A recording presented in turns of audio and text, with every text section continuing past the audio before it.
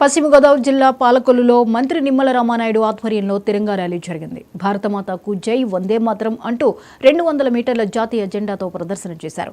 జాతీయ జెండాలతో కూటమి శ్రేణులు, ప్రజలు, విద్యార్థులు, స్వచ్ఛంద సంస్థల ప్రతినిధులు పెద్ద సంఖ్యలో పాల్గొన్నారు. మోడీ నేతృత్వంలో చేపట్టిన ఆపరేషన్ సింధూర్ విజయవంతమైంది. దేశమంతా సమైక్యంగా నిలబడాలని చంద్రబాబు ఇచ్చిన పిలుపు మేరకు సంఘీభావ కార్యక్రమాలు చేపట్టామని మంత్రి నిమ్మల చెప్పారు.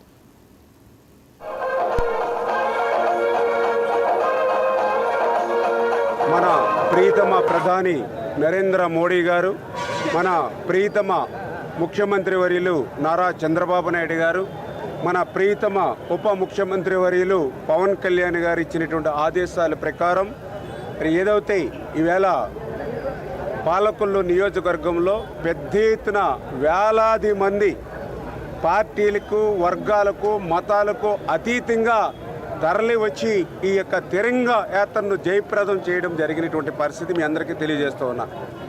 ఎందుకంటే మీ అందరికీ తెలుసు, ఈవేళ ఏదైతే భారతీయత అంటే విభిన్న సంస్కృతులు, విభిన్న భాషలు, విభిన్న మతాలు, విభిన్న ప్రాంతాలు అయినప్పటికీ కూడా భారతీయత అంతా కూడా ఒకటే అనేటువంటి నినాదంతో మరి మనందరం కూడా పనిచేస్తూ ఉన్నాం.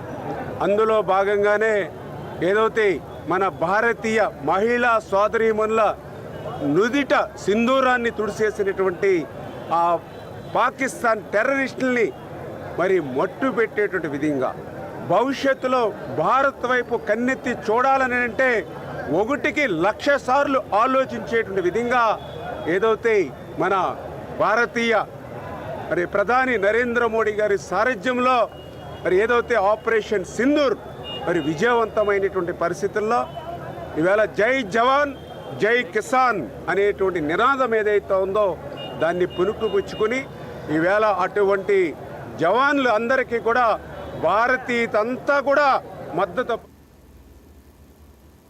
ప్రకాశం జిల్లా ఒంగోలులో మాజీ మంత్రి బాలినేనిని ఉద్దేశించి ఒంగోలు ఎమ్మెల్యే